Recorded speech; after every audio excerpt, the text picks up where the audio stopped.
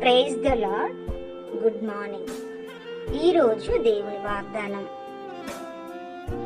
యెషయా 43వ అధ్యాయం 25వ వచనం.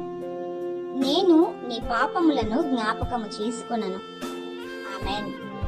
ప్రియమైన దేవుని బిడ్డలారా, ఒకవేళ పాపములో జీవిస్తూ దేవునికి దూరంగా ఉంటూ దేవుడు నా పాపాలు క్షమిస్తారా అని అనుకుంటూ ఉన్నట్లయితే ఈ ఉదయము దేవుడిస్తున్న శ్రేష్టమైన వాగ్దానము నీకోసమే.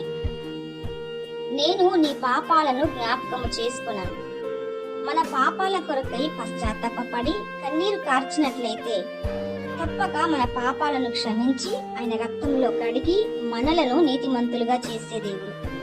మనుషులైతే వాటిని మాటి మాటికి జ్ఞాపకం చేసి మనలను అవమానపరిచి బాధపరుచుతారు, కానీ ప్రభువు మన పాపాలను జ్ఞాపకము చేసుకొనను అని సెలవిస్తూ ఉన్నారు. ఎలాంటి పాపి అయినా దుర్మార్గులైనా అలాంటి వారిని కూడా క్షమించి ప్రేమించే దేవుడు మన దేవుడు.